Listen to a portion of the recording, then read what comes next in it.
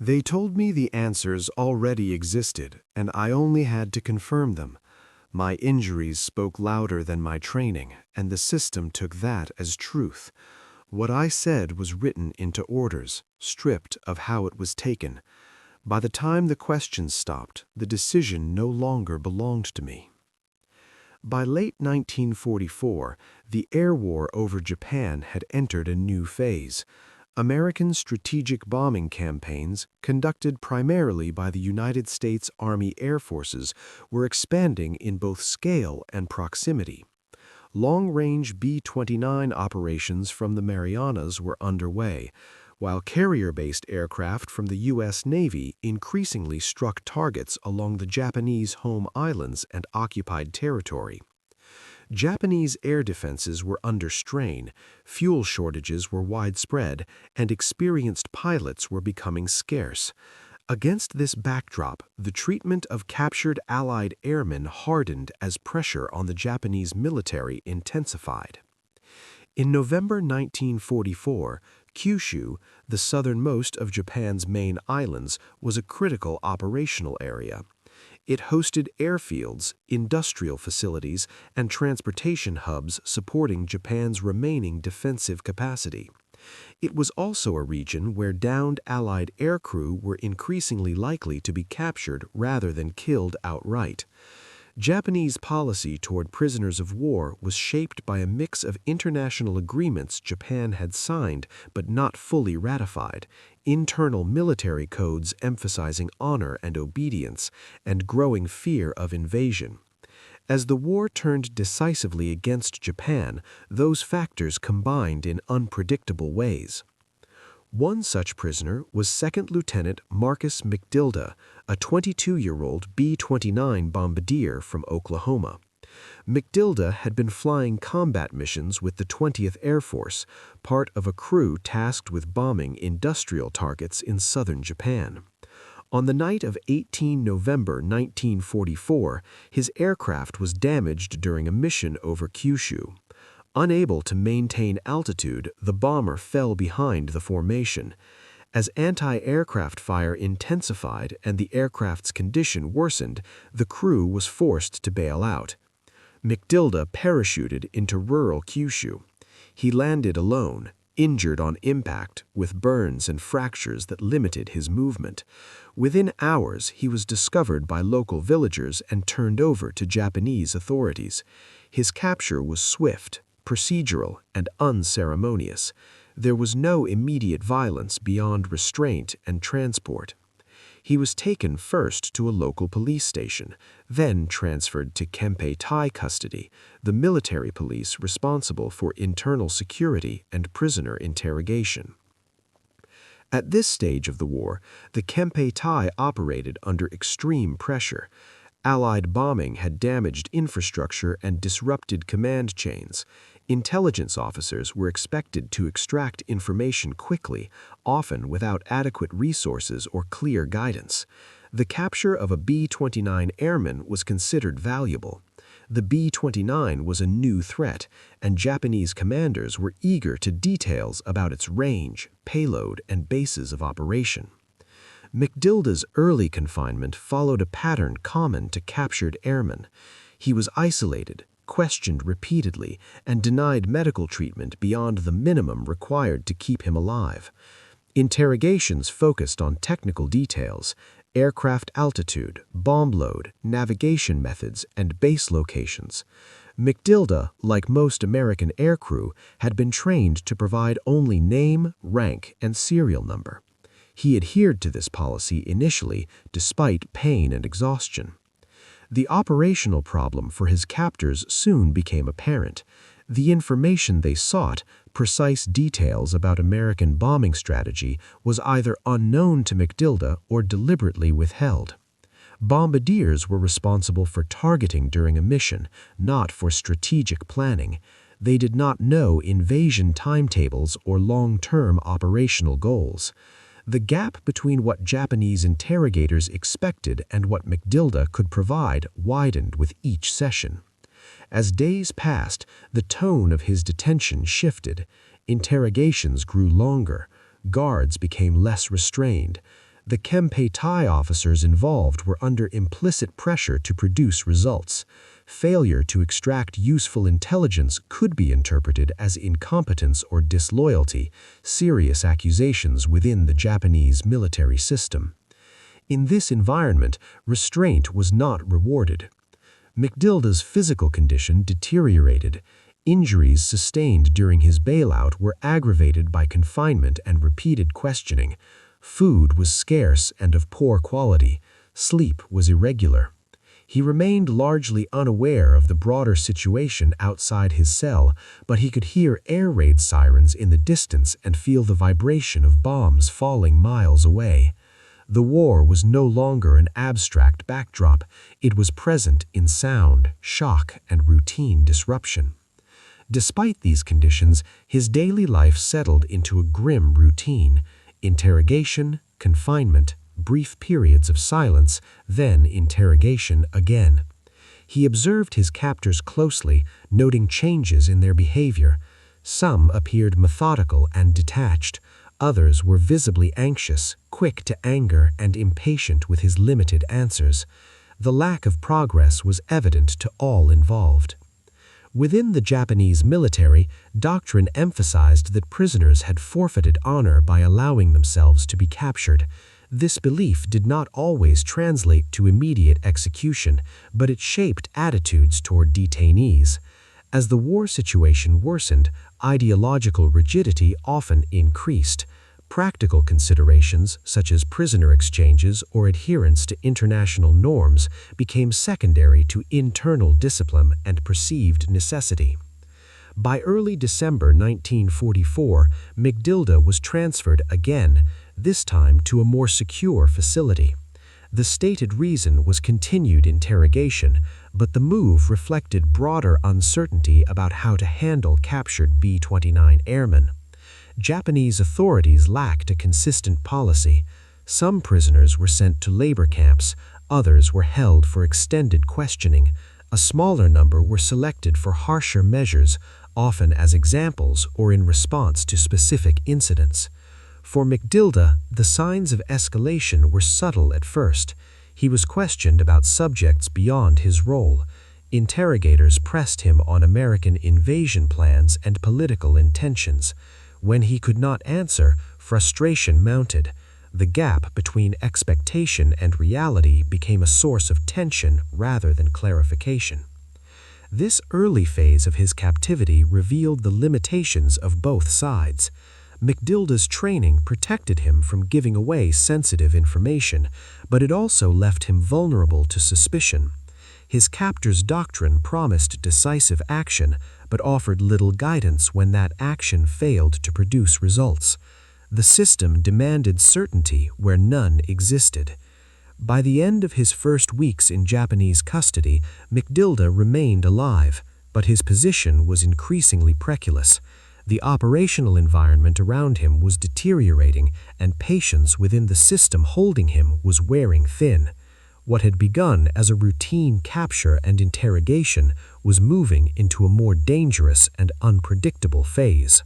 By December 1944, the operational environment surrounding Allied prisoners in Japan had become increasingly unstable. Air raids were occurring with greater frequency, supply lines were disrupted, and internal security units were under constant strain. For the Kempei-Tai, responsibility extended beyond intelligence gathering to maintaining order and demonstrating resolve. Captured airmen, particularly those from B-29 crews, occupied an ambiguous position, potentially valuable sources of information, yet also symbols of Japan's growing vulnerability. Marcus McDilda's detention reflected this uncertainty. After his transfer to the new facility, his treatment became less predictable. Interrogations continued, but their focus shifted. Technical questions about aircraft systems gave way to broader demands: timelines for American operations, rumored invasion targets, and political intentions of U.S. leadership. These were matters far beyond the knowledge of a junior bombardier. His repeated inability to answer was interpreted not as ignorance, but as resistance. The escalation was gradual rather than sudden. Sessions grew longer, sometimes lasting hours. Interrogators rotated more frequently, suggesting dissatisfaction with earlier results. Notes were taken, reviewed, and revisited. The same questions were asked in different forms, as if persistence alone might produce a different outcome. Each failure reinforced the belief that McDilda was withholding information deliberately. Within the Japanese military system, doctrine emphasized obedience, certainty, and measurable outcomes. Ambiguity was viewed as weakness. The Kempeitai officers responsible for McDilda's case operated within this framework. They were expected to deliver intelligence, not explanations. As Allied bombing intensified, the pressure to demonstrate effectiveness increased accordingly. McDilda's physical condition continued to decline. Injuries sustained during his bailout had not healed properly. Medical attention remained minimal, provided only when deterioration threatened his ability to remain conscious during questioning. Malnutrition and exhaustion reduced his capacity to endure prolonged sessions, which in turn was interpreted as further defiance. At the same time, external events influenced his situation. In Kyushu and other regions, Japanese authorities were grappling with how to respond to the capture of airmen involved in bombing raids that caused significant civilian casualties. Public anger was real, and military leadership feared loss of control. In some cases, prisoners were used to demonstrate retribution or resolve, though such actions were often justified internally as necessary security measures rather than reprisals. McDilda was not informed of any such deliberations, but their effects were evident. Guards became more rigid, procedures tightened, movement outside his cell was restricted further. He was no longer permitted brief moments of rest between sessions. The environment conveyed that his status had shifted from temporary detainee to unresolved problem.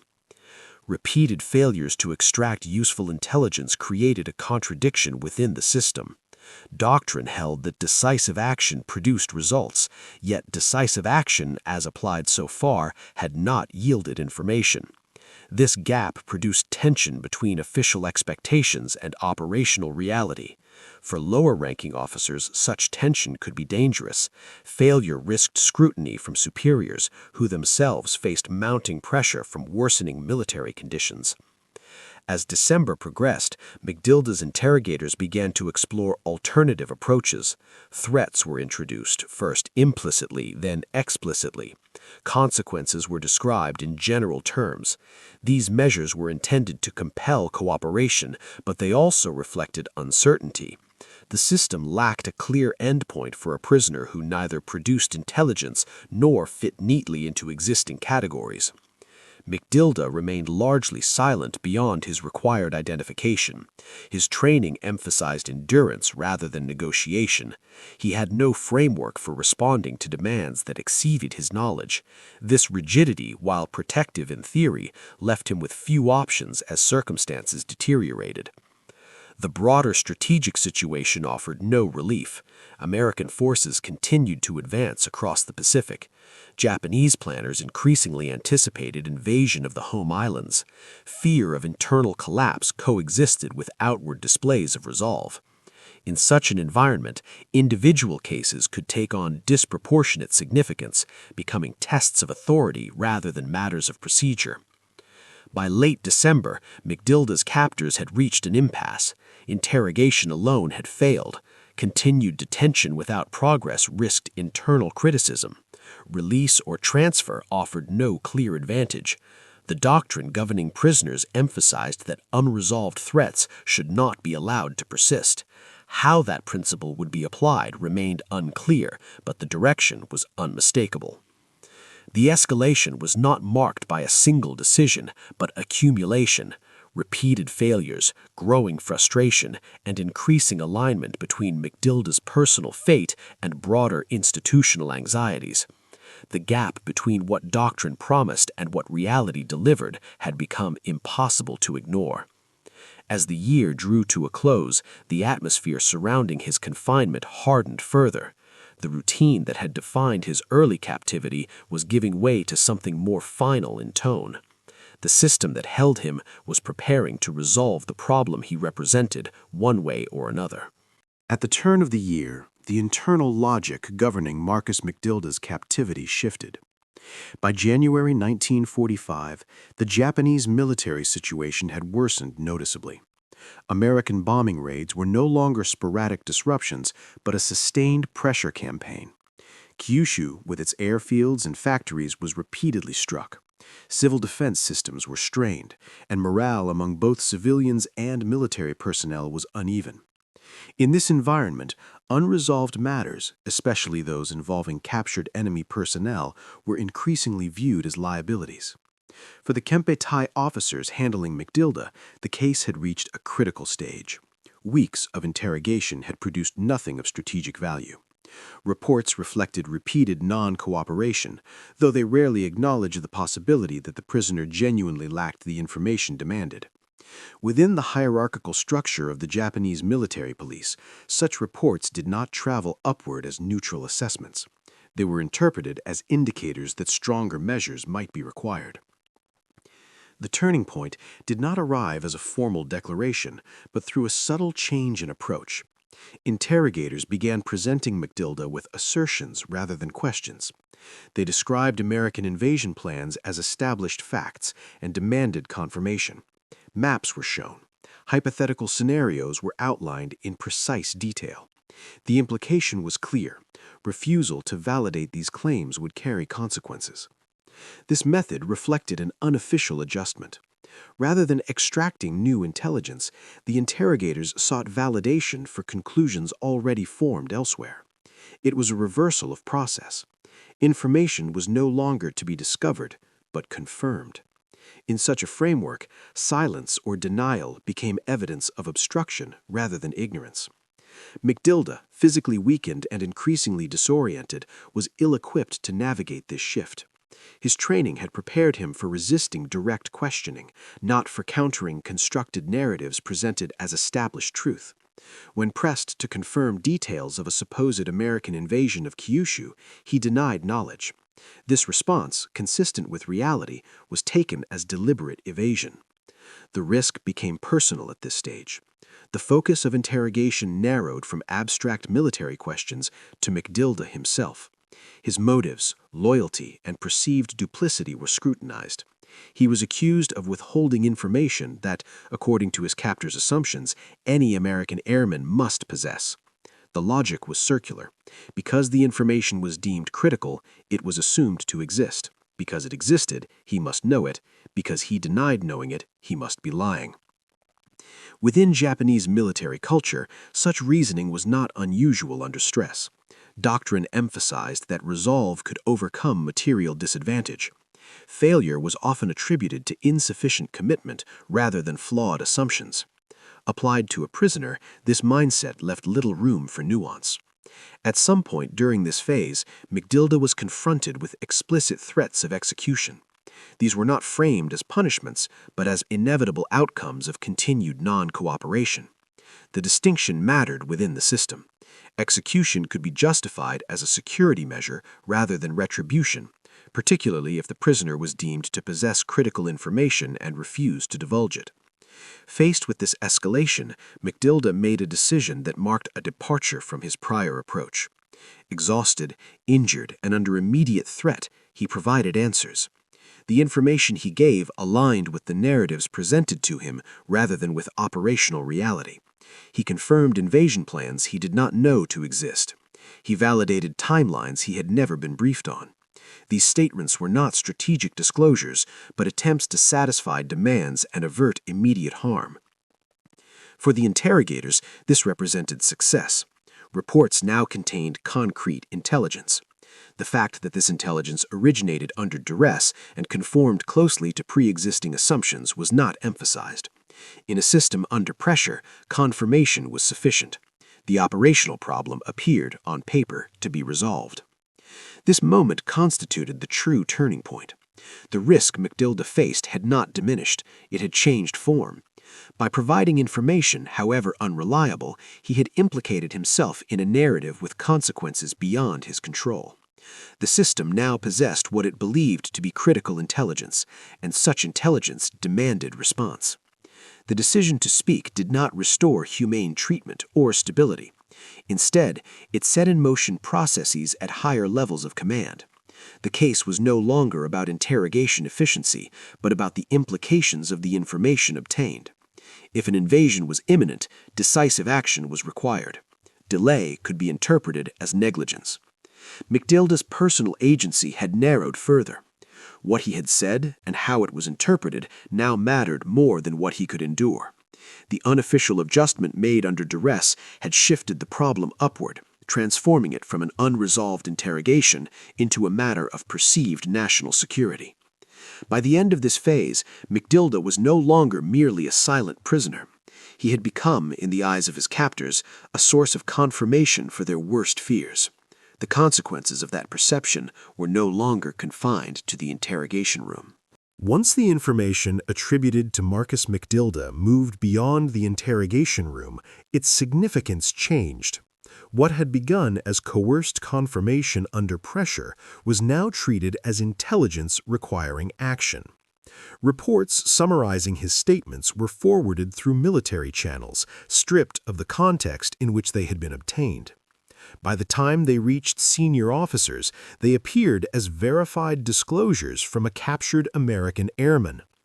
In early January 1945, Japanese authorities in Kyushu were already operating under the assumption that an Allied invasion of the home islands was inevitable.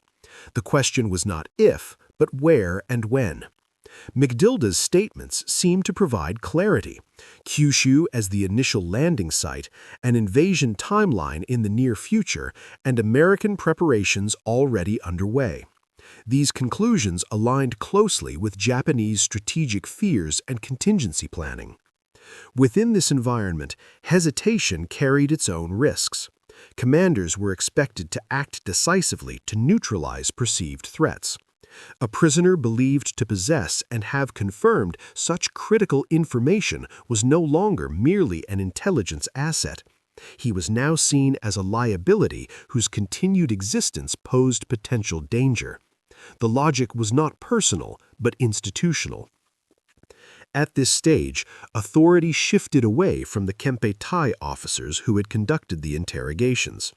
Decisions regarding McDilda's fate moved upward into a system where doctrine and precedent carried more weight than individual circumstance. The reports emphasized that the prisoner had knowledge of invasion plans and had acknowledged them.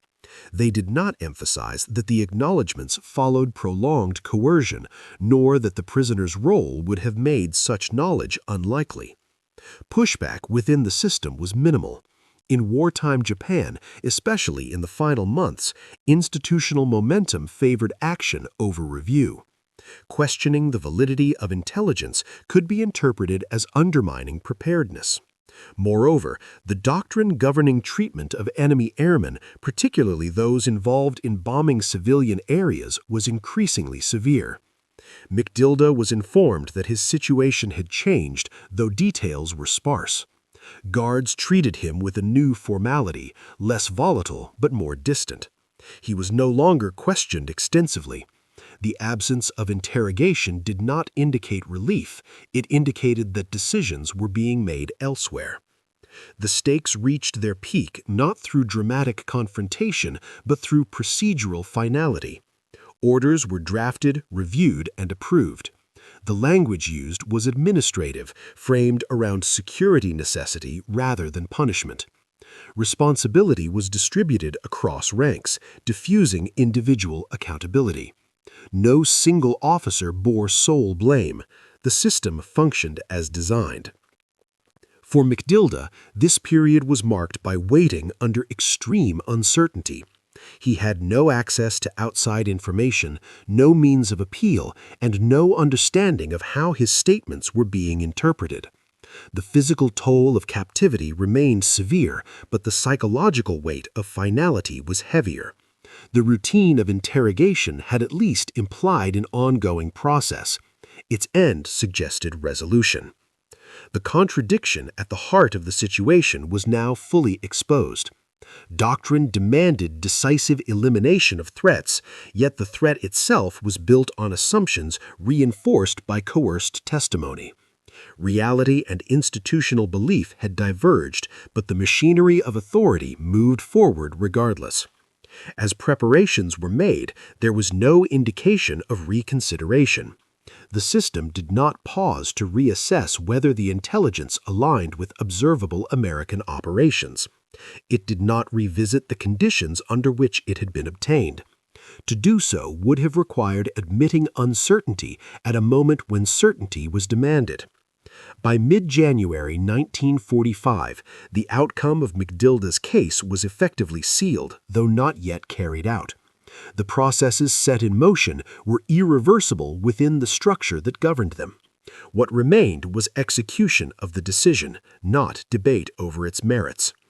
The culmination of earlier actions, interrogation failures, doctrinal rigidity, coerced adjustment, and institutional momentum had brought the situation to this point. The system that had struggled to extract information now prepared to act upon it, with consequences that would extend beyond a single prisoner. On 16 January 1945, Marcus McDilda was taken from his place of confinement in Kyushu and transported under guard to a military facility designated for the carrying out of sentences. The decision regarding his fate had already passed through the required command channels.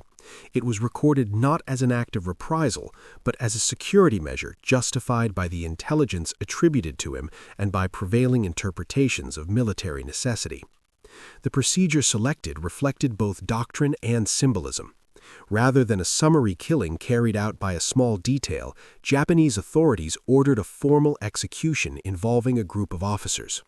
54 Japanese officers were assembled. Each was required to participate. Within the logic of the system, this distributed responsibility and reinforced collective commitment. The act was framed as duty rather than individual choice. McDilda was physically weakened at this point. Injuries from his bailout, compounded by weeks of confinement and mistreatment, had left him unable to stand without assistance. He was restrained and brought to the execution site under close supervision. There is no reliable record of any final statement made by him. Accounts from the period suggest the event proceeded with rigid formality, without public spectacle, and without deviation from the order given. The method used was not instantaneous. Each officer, in turn, inflicted a wound with a sword. The process was prolonged, governed by procedure rather than urgency. From the perspective of those carrying it out, the act fulfilled an obligation imposed by command authority. From any objective assessment, it constituted an execution of a prisoner of war based on information extracted under coercion and accepted without verification. McDilda died during this process. He was 22 years old. In the weeks that followed, the intelligence attributed to him was rendered irrelevant by events. American operations continued, but no invasion of Kyushu occurred in the time frame his statements had indicated. Japanese planners revised their assessments repeatedly as new information emerged. The earlier certainty attached to McDilda's confession quietly dissolved, replaced by new assumptions and new fears. No immediate institutional reckoning followed. Wartime conditions and the rapid collapse of Japan's military position in mid-1945 left little room for internal review. Records of the execution remained within military archives, unexamined and unchallenged while the war continued.